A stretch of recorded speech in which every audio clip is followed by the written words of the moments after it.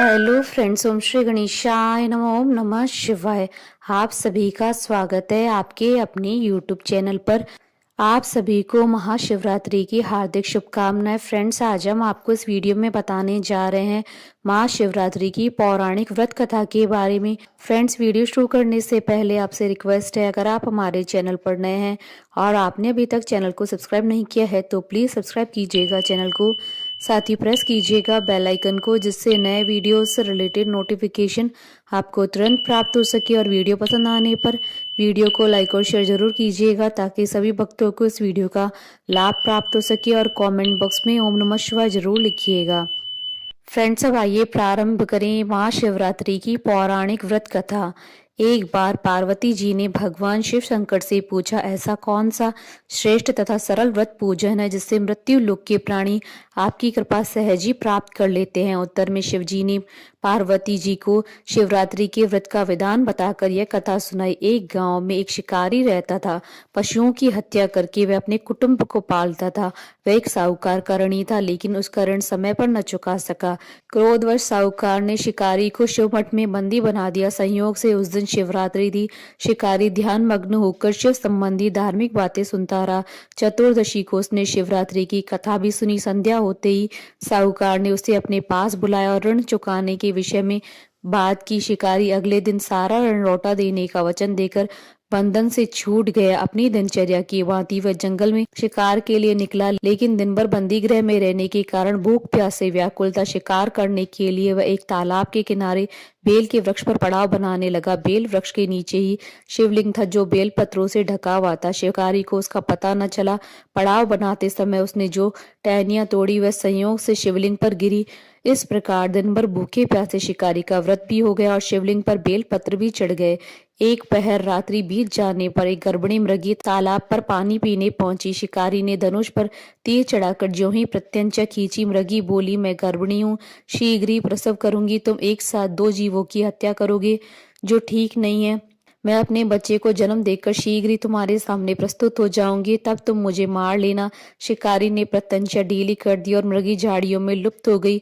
कुछ ही देर बाद एक और मृगी उधर से निकली। शिकारी की प्रसन्नता का ठिकाना न रहा। समीप आने पर उसने धनुष पर बाण चढ़ाया। तब उसे देख मृगी ने विनम्रता पूर्वक निवेदन किया, हे पारदी, मैं थोड़ी देर पहले ही ऋतु से निवृत्त हुई हूँ, कामातुर विहरणी हूँ, अपने प्रिय की खोज में भटक रही हूँ। मैं अपने पति से मिलकर शीघ्र ही तुम्हारे पास आ जाऊंगी। शिकारी ने उसे भी जाने दिया। 2 बार शिकार को खोकर उसका माथा ठनका। वह चिंता में पड़ गया। रात्रि का आखिरी पहर भी बीत रहा था।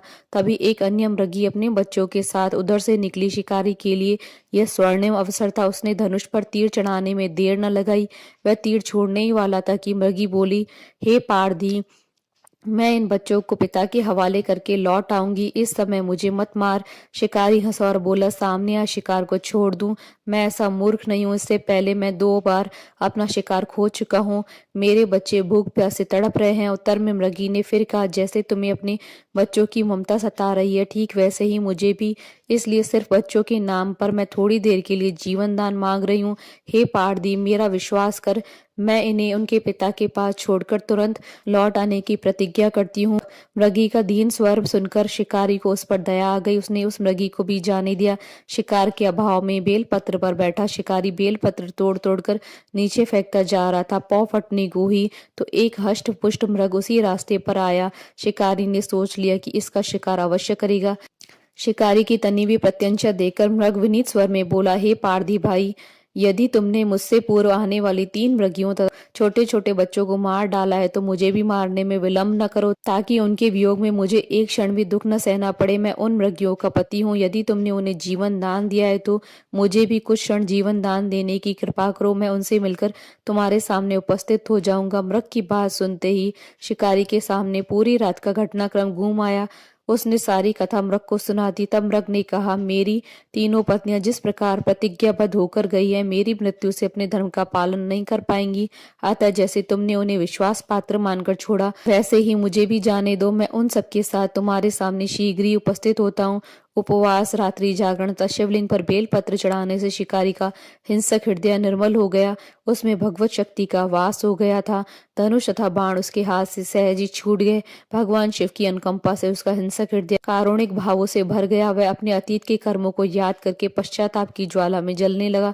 थोड़ी देर बाद मृग सह परिवार शिकारी के समक्ष उपस्थित हो गया ताकि वह उनका शिकार कर सके, किंतु जंगली पशुओं की ऐसी सत्यता, सात्विकता एवं सामूहिक प्रेम भावना देखकर शिकारी को बड़ी गिलानी हुई। उसके नेत्रों से आंसुओं की झड़ी लग गई। उस मृग परिवार को न मारकर शिकारी ने अपने कठोर हृदय को जीव हिंसा से हटा सदा के लिए कोमल व दयालु बना लिया। देवलोक से समस्त देव समाज भी इस घटना को देख रहा था। घटना की परिणति होते ही देवी देवताओं ने पुष्प की वर्षा की। तब शिकारी तथा मृग परिवार मोक्ष को प्राप्त हुआ।